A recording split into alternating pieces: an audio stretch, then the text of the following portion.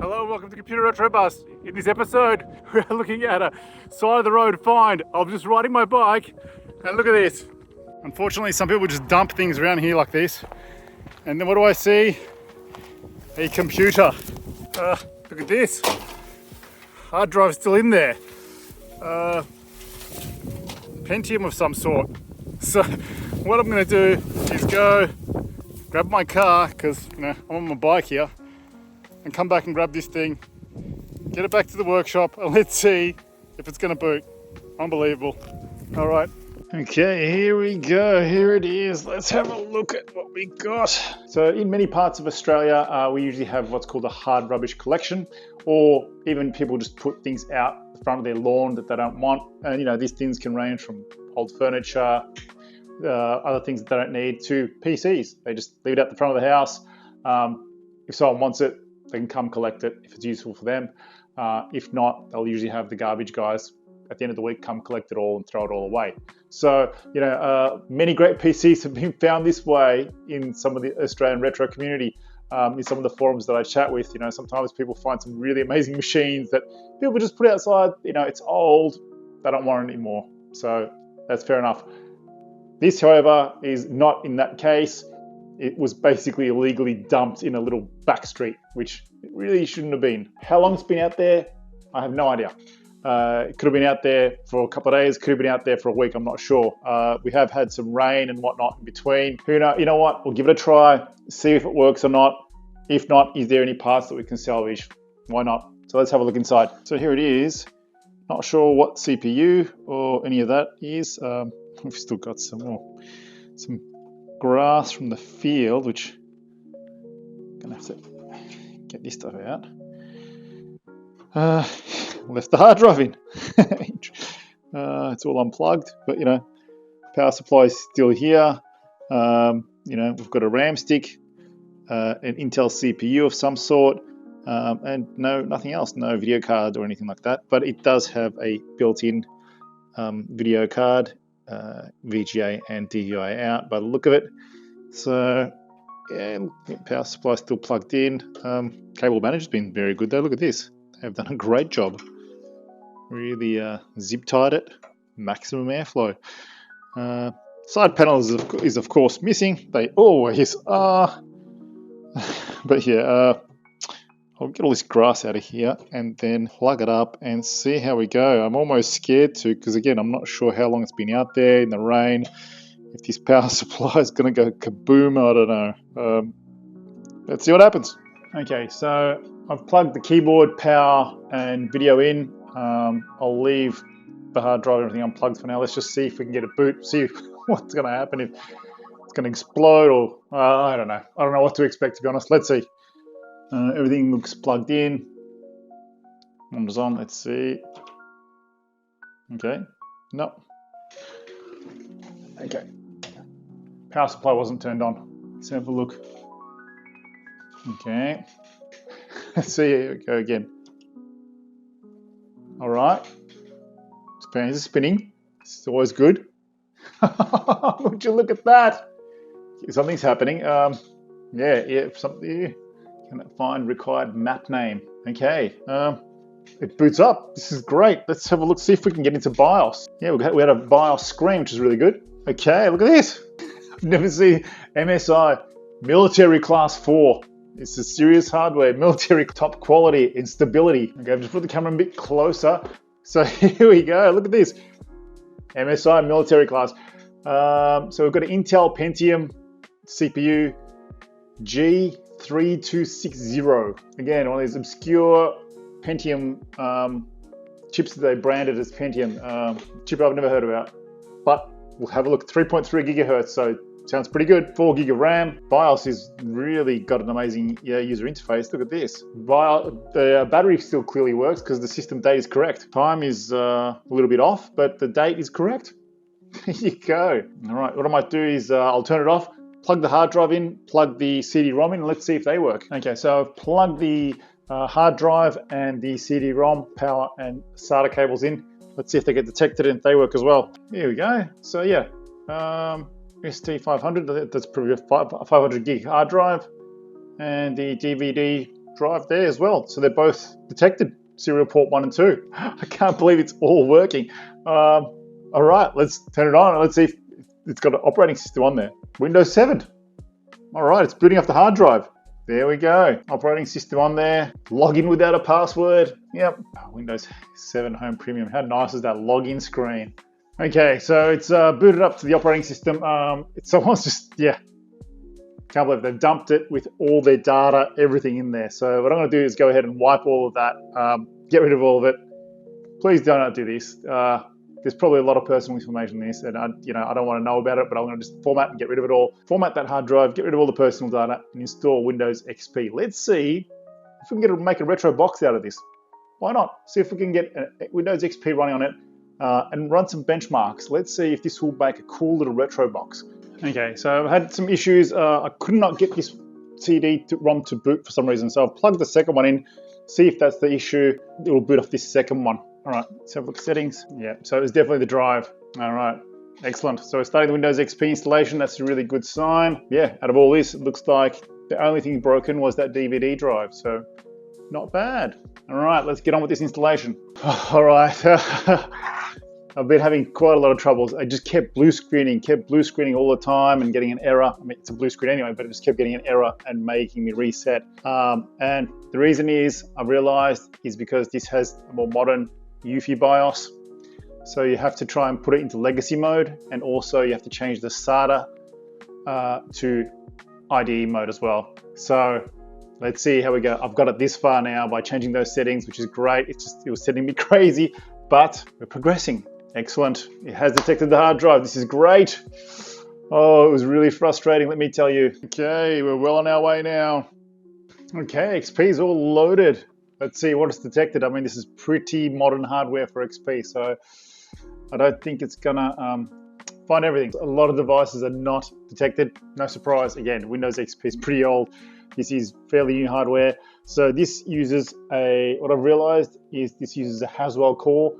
Haswell were the first cores that were sort of stopped official support for Windows XP, but you can still find drivers and stuff that will work. So I think we can get this to work. So I'm going to try and use Snappy Driver Installer to try and pick up all the devices, all the hardware, and just install, hopefully, in one go. Okay, so it's found all the drivers for me, which is great. Especially, this is a really difficult one to find, the Haswell graphics driver. So the integrated graphics driver is really tricky one to find because officially it didn't support XP, but they did release a driver. So I'm really glad that it's found that because I don't have a dedicated graphics card. I'm going to use the integrated one for this. Let's see how we go.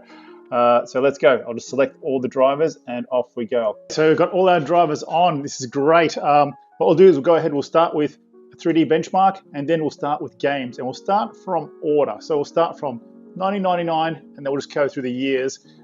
So each game should progressively get a little bit more challenging. Let's see where this, I guess this video card, this embedded video card tops out. Okay, and here we are. Let's kick it off with 3D Mark 2001, second edition. Right off the bat, car chase, look at these numbers, fantastic. You know, we're hitting the mid 200s here, looking really good. Smooth, fantastic. Perfect for a retro machine. Next test is Drag Gothic, and that is pretty much the same numbers, looking really good. Even touching the 300s here. So yeah, runs it very comfortably, very easy test for this video card. Nature, wow, this is one of the more challenging tests in this 3D benchmark, and this system is very comfortable with it. It looks fantastic, looking great. Look at that water texture, really nice. And the advanced pixel shader, look at these numbers. Wow, very impressive, and it looks great as usual. So bear in mind that this card has 64 meg of dedicated system memory. So looking at 13,955 3D marks, which is pretty good. It's really good for a retro era system. This is probably equivalent to having a Radeon 9800 Pro or an NVIDIA GeForce 6800 GT. So roughly around those sorts of numbers. If you're looking for that type of performance. So we'll start from 1999 and work our way up. So we'll begin with Unreal Tournament and Quake III Arena. Yeah, look, this is just off the charts. So easy. It does not break a sweat at all running this, does it? It doesn't seem to go below mid 100s. Yeah, this is off the charts. This is so fast. Oh, so fast. You got the blob gun, mate. You got no chance. I hate that blob gun. Yep, here we go up high. Yeah, so this is probably where you see most of the map, you see most of the characters. So here we go. Still not dropping under 100, but yeah, easy, easy. This is ridiculous. You know, back when this came out, you couldn't imagine these sorts of frame rates. Let me tell you, yeah, this is perfect. All right, let's go on to our next one. Okay, on we go on to Quake III Arena. First thing I'm going to do is run that time demo, and just the way it's going, you can see it's looking pretty good. Look at those frames, it's pretty nuts. And the time demo returned 198 frames per second. Pretty damn impressive. Once I started up the game, for some reason it was locked at 91 frames per second. Not sure why. VSync was disabled. I mean, we saw that time demo return 190 frames. So, but you know, it didn't really change anything. The game was silky smooth, really easy to play. You needed really nice, snappy reflexes. And you know, these are the type of frame rates that you really want. So this is fantastic. This makes the game so much more fun, more competitive, and really, you know, helps enhance that skill in your aim, and you really get rewarded for it. Okay, moving on to Colin McRae Rally. The year is 2000. Colin McRae Rally is released. Oh, look at these frame rates. Pretty ridiculous. 1,320. Oh my God! All right, let's get into the game proper. Okay, here we go. 75 frames already. This is looking really good. Yeah, this is great. This is great. Oh, I've recently been playing this with an older graphics card with an ATI Rage 128, and let me tell you, it's very difficult to play, but this is just smooth, so easy. This is a fantastic experience. I can't believe I'm actually winning. I never win because I play with such poor graphics cards normally. But it really, oh wow, it really makes the experience better. It makes you more competitive too. Yeah, no, this looks great. Look at these frame rates in the hundreds. 75 seems to be as low as it goes, but then it shoots up to 150, 170. Oh, really good, really good. Especially with car racing games, you really need a good frame rate to make it enjoyable. I mean, this processor was released, about 15 years after this game came out. 2015 was when this CPU was released. Let's go next game. Okay, so we're moving to Counter-Strike, which is sort of, you know, 99, 2000, I'd say. It was released, so it's a personal favorite of mine. Played this competitively back in the day, absolutely loved it. All right, let's crank the resolution up. You know what, we'll change it to Direct 3D. Yeah, very smooth, very easy. I mean, when I was playing this game, I had a GeForce 2 MX when I was playing this game, you know, competitively, so did not get these sorts of frames. Oh no, I bought the wrong rifle. Don't you hate when that happens? Oh, I got the bomb. Nice. All right. Double doors, yes.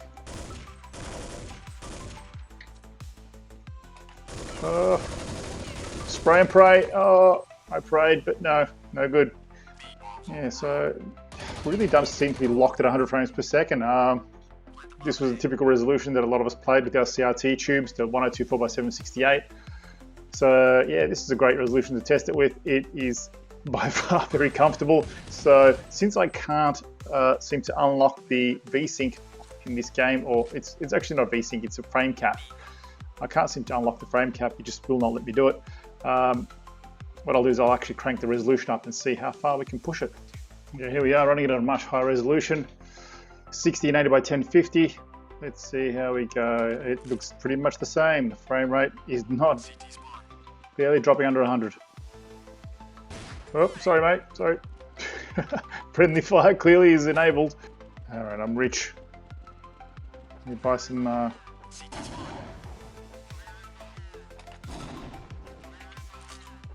yeah, this was the classic spot here. Someone would be waiting through here and then just shoot any CTs that ran past. Someone's up there. Oh, as if I did not hit him. Oh, I was so sure I got him. But yeah, look, you can see the models are pretty simple. They're not highly complex. Again, this is a game from 1999, 2000-ish. So here we go, this is Need for Speed Underground. Need for Speed Underground was released in 2003. So, you know, we're jumping a couple of years now. So So I go to 1024 by 768 and I'll crank up the details to the max. I think this is going to be frame capped. This game usually is frame capped at 60 frames, but let's see what happens. Yeah, here we go. Yes, this is frame capped to 60 frames, so it's sort of going to stay around that. Oh, or is it? Oh, it's going to make a liar out of me. Let's have a look. Oh no. Okay, maybe because I turned VSync off. Okay, now we're starting to see it. The video card challenges a little bit. Yeah. So we're in 2003 now. Games had more polygons, more lighting, more effects. So you can see it. Now I did put the details up to the highest as well. That's running pretty good. Very playable. Yeah. So yeah, look, it seems to be between 50 and 80, roughly, depending on how much objects are on the screen. In this tunnel is where it usually maxes out. Not much geometry to render. Here we go, in the 90s. It's very responsive, so it is working slightly harder than the previous titles, as expected, but not too bad. Again, this is an integrated card, so don't know what to expect, but that's very good. Okay, since we're in the year 2003, we're going to run Unreal Tournament 2003. Came out the same year that Need for Speed Underground did. Okay, here we go. 1024 by 768. Look at those frame rates. Oh my god. Oh, these graphics are fantastic. Look at those explosions. They look so good. Oh, the blob. Oh, the goddamn blob gun. I hate this gun. Oh, look at it. It's just... Here we go. This is a bit more respectable. Oh, it's low gravity as well. Oh, yeah. Love that. The effects were so good on this. You look at the explosions, a little debris. Oh, come back in. Oh, oh my god. Oh, I got split in half. The effect on this one was fantastic. Look at the, I love the way that these flak pieces just reflect off the ground. Really cool. These frame rates are fantastic. I mean, this is a pretty full-on map. Lots of stuff going on. It does drop to the 50s though. So yeah, as the titles are getting a bit more advanced, the integrated graphics is not having it all its own way. Oh, it's great. I love seeing those flak pieces. So good. Oh, I'm in trouble. Get some medicine. Medicine! This man has a heart condition. This is one of those games where I really, first time I loaded it up and just saw all those models and textures and just the quality, I was really blown away. Very good. I mean, look, this isn't the highest resolution, but it plays it very well. This is, this is the resolutions that I played it on with my CRT monitor back in the day, and these frame rates are fantastic. All right, let's go to the next one. Need for Speed Underground 2. Let's have a look. Get our Peugeot 206 and hit the road. All right, this looks better, but it's probably hit the frame rate harder. Yeah, I think it has hit the frame rate harder. Yeah, I've cranked the texture filtering up right to the max. Yeah, so it's interesting that as we start progressing through the years, the software becomes so much more demanding. And this is what it was like, you really had to upgrade every 12 months. Otherwise, you just couldn't run the latest games. These days, the video graphics hardware does last much longer. But yeah, this chip was running the previous games at such high frame rates. And then, you jump 1 year forward and all of a sudden, look at this. I mean, Need for Speed Underground 2 came out only 1 year after the original Need for Speed Underground. But it was so much more demanding on the hardware. So yeah, look, it's playable, but nothing flash. Anything 30 frames and above is pretty good. I love these rain effects that have on the screen. This is so cool. I remember the original, not the original, Need for Speed 2 was one of the first to do this, and it was so cool seeing those raindrops on your CRT screen. And if it was a snow level, you saw snow, and the snow would hit the screen. A very cool effect. Yes, again, nothing too awesome, but nothing too terrible either. For a retro machine, this is acceptable, I think, still. So yeah, not bad. We'll move on to our last game now. Okay, on to our final game, and it has to be Far Cry. So like Need for Speed Underground 2, Far Cry also came out in 2004. Can't remember exactly what video card I had at the time, but I remember it struggled. Okay, right off the bat, this is not looking good. Those textures do not look right, do they? Yeah, it's got a bit of a flicker, unusual flicker action to it. Let's have a look. So the frame rate is pretty damn high. Look at this, 250. It's not rendering water correctly, that's for sure. But you know what? Farcry is the game that I tend to have the most issues with. It is really particular with hardware and drivers especially. I've seen it do all sorts of weird stuff, draw some interesting pictures. Yeah, this frame rate is ridiculously high, but I'm going to assume that these texture details are very low. So what I might do is crank those up because it does not look right. Hopefully it will fix that water issue as well. Water quality, maybe that's what it was. Let's go very high. Okay, this is okay. All right, maybe it's loading the textures. It is doing some really funky stuff. Oh well, the water's gone. I think I might need to restart the game. Yeah, this just looks, it's doing some really weird stuff. I've seen this game do so much weird stuff, but this is next level. All right, let's restart the game. See if there's any water in our lake this time. No, there is not. Well, talk about crystal clear water. Yeah, it just seems to be the water only. You know, but the waves hitting the shore, when you look this way, it actually sort of looks all right. Then as soon as you look out to the ocean, no, nothing. So yeah, I'm not sure what's happening, but certain objects in their render distance, yeah, things are just popping in and out of existence here. Look at this. Yeah, you know, it's definitely, it can't be the draw distance setting because objects in the distance are okay, but it's just certain objects don't pop up till you get right up to them. There we go. So that's Farcry. The frame rates aren't too bad, but you know, the game's does not look the best. I've cranked all the details right up. Oh my god. Look at this. Yeah, no, I've changed so many settings now and still seems to be doing it. So it's got me stumped. I don't know. Farcry gives me the most surprises. I've loaded this up on a GeForce FX and it started doing some crazy stuff, shooting polygons out into the sky. But, you know, can't win them all. Frame rate seems to be decent enough, but just not rendering correctly. You know, it never ceases to surprise me what some of this hardware is capable of. It's amazing how resilient some of these things can be. You know, and I've seen other people find some boxes that have been left out or, you know, in the garage in really terrible storage conditions, fire up and they work. Some of the things that you find, I guess this was a very impromptu video that made itself. You know, if it didn't work, it was going to be a very short video. So when it comes to running Windows XP, this is about as far as you want to go. These are Intel's 4th generation i chips, so i7, i5, i3, the 4000 number. The last hardware that officially supported Windows XP was the 3rd generation of Intel with the i series. So if you get one of those, you'll be pretty comfortable. 4th generation will work with a little bit of workarounds, and you know, you might struggle to find some drivers. Perfect for a great little retro box with hardware that's really easy to find.